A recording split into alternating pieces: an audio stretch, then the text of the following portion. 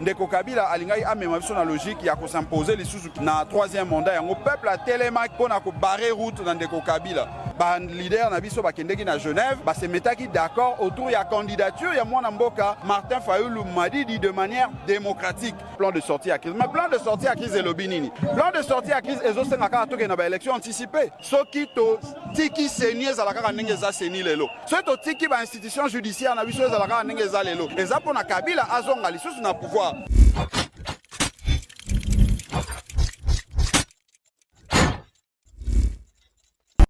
Lamuka viva! Lamuka viva! Lamuka viva!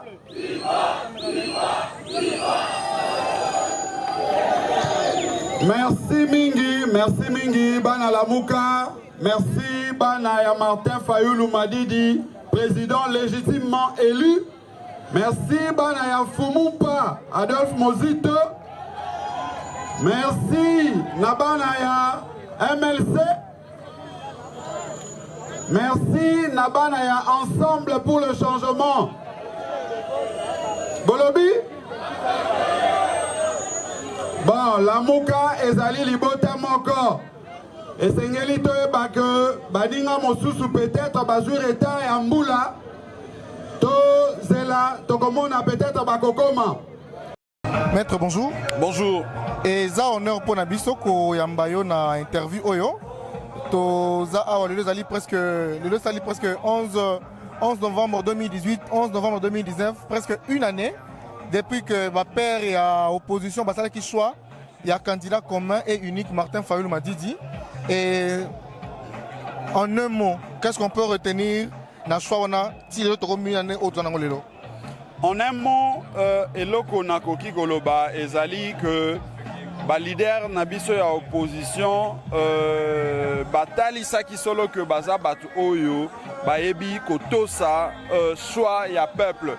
Baza batu oyo bayebi kotosa volonté ya peuple parce que yo oza mopandisango munene oko se souvenir lisusu na bandeko bazota la biso que choix wana ezalaki décidé na ba leader ya opposition bango mon côté.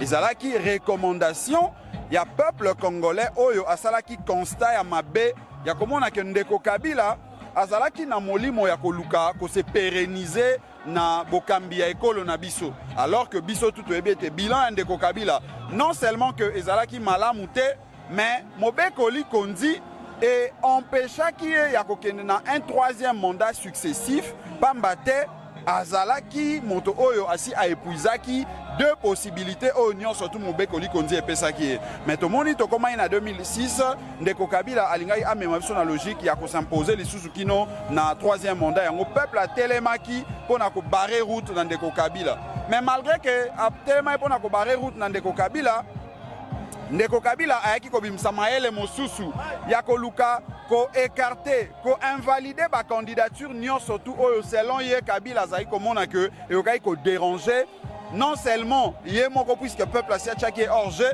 mais ko déranger Pantin dauphin oyo ya ye ndenge azalaki na makanisi ya kotia wana yango moni peuple lokola azalaka vigilant peuple lokola azalaka moto ya maele a comprenaki yango dès le 30 septembre 2018 awa na boulevard triomphal ayebisaki ba leader que esengeli bobimisa candidat unique so bobimisi un candidat commun bino nyonso surtout au ba leader ya opposition bo appuyer et ko sala que azwa pouvoir azwa nga peuple na pese pouvoir ya ko battre candidat ya Kabila pe tokotisa solo changement na mboka ndenge tozo souhaiter yango c'est ce qui a été fait ba leader na biso bakendeki na Genève ba se metaki d'accord autour ya candidature ya mwana mboka Martin Fayulu Madidi de manière démocratique parce que na époque wana fona rappeler que Ndeko Chilombo azalaki Ndeko Kamere azalaki Ndeko Matungulu pe bango nyonso ba portaki choix na bango sur la personne ya mwana mboka Martin Fayulu Madidi pona apporter ba ambition ya peuple congolais ce qui me fait dire en un monde ndenge au lobby ezali mokolo oyo tozali ko commémorer non seulement désignation ya Martin Fayulu mais surtout pour commémorer souveraineté à peuple congolais, souveraineté à peuple qui respecté, observé par les leaders et l'opposition. Aujourd'hui, deuxième question pour notre autant Mingité. En rapport, il y a cette affaire, il y a clash. Il y a Honoré Ngwanda lobby que la Mouka Bozoko dans la FCC. Parce que le président Martin Fayoulou a proposé qui plan a sorti de crise. Mais non, selon ce que nous avons comme des informations, mais il y a même une vidéo que nous avons au Papa Ngwanda lobby que Bino dans la Mouka Bozo Kende FC, c'est-à-dire pour abandonner vérité des urnes. Ndeko, omoni Papa Honoré Ngwanda azali tata oya biso to respectaka mingi pona bitumba na ye en ce qui concerne la libération ya mboka, en ce qui concerne occupation mboka na biso ndenge ezali occupé, mais sengeli na loba pe ke azali na liberté na ye puisque toza na démocratie ya kopesa opinion na ye ya kosala lecture na ye na makambo ndenge ezali koleka na mboka na biso. Mais ce que je peux dire, parce que à l'obéli makambo est le plan de sortie à crise. Plan de sortie à crise ndeko na ngai ezali eloko oyo ezali ko avantage ndeko Martin Fayoulou te. Au contraire, ezali plan oyo ezali na désavantage ya mwana mboka Martin Fayoulou, mais malgré que ezali na désavantage na ye andimi kosimilier komikitisa pourvu que peuple na biso abima gagnant elingi koloba nini soki otali lolenge maponami esalamaki na 2018 mwana mboka Martin Fayoulou peuple congolais alakisaki azalaki fidèle parce que ndeko Adolphe Muzitu na 2018 ayebisaka peuple wana ke bino mpe botrahir biso te, mais peuple a démontré qu'il a trahir bango te, apesa mwana mboka Martin Fayoulou 62% de voix. Il s'est fait que Kabila nananga s'arranger pour na baïba o ezali pouvoir ya peuple au peuple a attribué qui na mwana mboka Martin Fayoulou Madidi.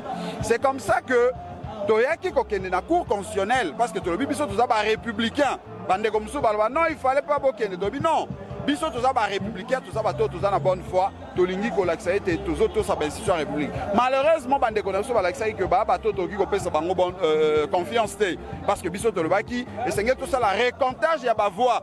Parce que le principe auto yokanaki na bandeko na biso ya seni ezalaki ete machine à voter et la machine à imprimer et servir na biso lisusu te lokola machine oyo ko sala ke to comptabiliser ba voix wana mais ezalaki plus machine oyo ngai servir biso na impression ya ba bulletin. Malheureusement et sala mabongo te, mais tango démarche wana solution wana batosi yango te toye kosenga tokende na solution ya mibale oyo kosala eke mobulu ekota te tokende na solution oyo kosala ete peuple azala respecter makila etanga te na mboka na biso yango moto bayi tokende na plan de sortie à crise. Mais plan de sortie à crise elobi nini?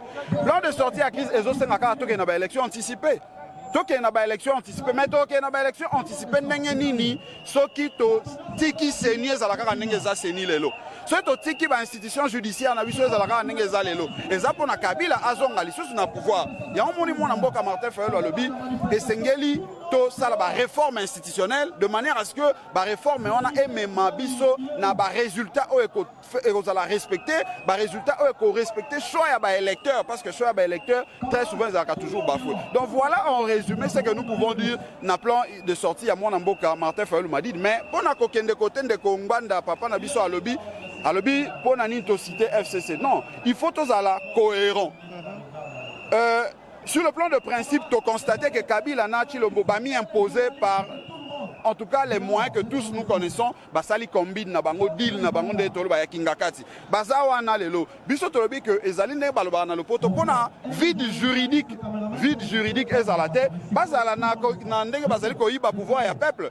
Mais le plus important c'est que n'est-ce pas il y a une année tout espace il y a 18 mois dans le lobby, tout faire respecter volonté à peuple à la gagnant de manière à ce que dans notre élection anticipée on a le vrai représentant à peuple bas doit pouvoir dans l'institution surtout pour notre côté ça sur le changement. Donc voilà démarche il y a mon mboka Martin Fayoulou et ça rien à voir na ezali ko renforcer que pouvoir ya Kabila o Chilombo renforcer et ça rien à voir na ko luka ko kende ko kota na FCC parce que ceux qui azaki na posa ya kota na FCC to ko kende ko appuyer Kabila alinga ko sala yango tango ba luka e pona akende ko négocier na ba on kingakati azo bukambi mais aloba akoki ko zo bukambi alo kutate pamba te peuple apesa bukambi ya solo. Donc voilà comment to ki ko résumer plan de sortie à crise nandenge ezo sala polémique one. Dernière question. Vérité des urnes. Eza cause juste papier ko tchana urne ou bien fais ça moi idée par rapport à vérité des urnes. Vérité des urnes eza que Vérité des urnes, ezali ndenge na biso lelo awa toza ko fêter une année ya commémoration ya désignation ya mwana mboka Martin Fayulu comme candidat unique. Elingi koloba que respecter vérité des urnes ezaka kate après vote. Vérité des urnes et bandaka na pré-vote, c'est-à-dire avant élection, parce que vérité à urne on a un principe que sur le plan électoral peuple alingi que mibeko ezala boye tokende na ba élection par exemple na deuxième tour té tokende na ba élection ya présidence na deuxième degré té wana ça fait partie ya ba vérité des urnes. C'est comme ça que tozo benga ba réforme parce que na ba réforme on a photo zone ça ba élection na deux tours photo zone ça o nyonso tout peuple a décidé qui depuis Sun City de manière à ce que tango toko uta na ba urne ezala déjà que sur le plan de principe, ils ont qui respecté pour que voix au ekobimana urne wana ezalate qui triqué ezalate qui manipulé. Donc voilà un peu comment tu as résumé. Merci mon amboka na honneur au président. Naza obligé na ki mabino puisque nazo ça la modération. Merci beaucoup. Merci. Voilà. Jacques. Ngolo beate. Aussi sur yeli ko sala pour qu'aso na pouvoir. Alors biso to lobi boy. Non. Na kati ya stratégie wana ya 2023 que tu accompagner Kabila à son pouvoir. Des journalistes. C'est bon ça là. Francis Kalombo. Alors bah yango clairement que ne quitte jamais Kabila. Tango Vital Kamerhe en 2006. Akitaki perchoir et Assemblée nationale. Francis Kalombo nous a fait voir, observer. Mais moi je pense que Batoyo Lelo va soutenir que soit notre Bengi porte-parole de l'opposition. Batoyo Lelo va soutenir que donc il est sur le massacre.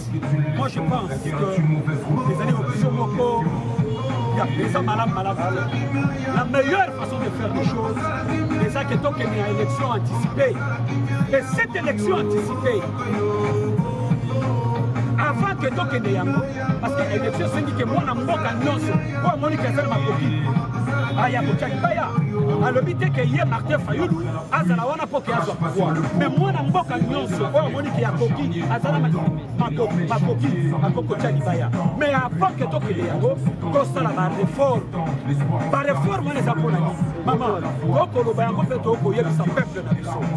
Pour que démocratie evanda, démocratie na mboka evanda kate du fait d'aller kotia nkasa na kati ya ke ezali na ba institution ya appui ya démocratie lokola CENI lokola cour constitutionnelle lokola CESAC lokola institution ya droit de l'homme yango ni mutu akompanyaka démocratie donc yango tokende élection anticipée wana tobongisa nano ba institution wana ezali kosenga te ke non nde bamisusu bakoloba ke o Martin Fayulu alembi na Congo ateki Congo abimi na kombo ya peuple non ezali lokuta monene peuple congolais ezali lokuta monene la vraie version ezali que oyo tokokaki kozwa na gueule na bituba oyo tokokaki kozwa na lolenge mosusu eza pena intelligence, il y a besoin autrement pour que le sang des Congolais est engagé.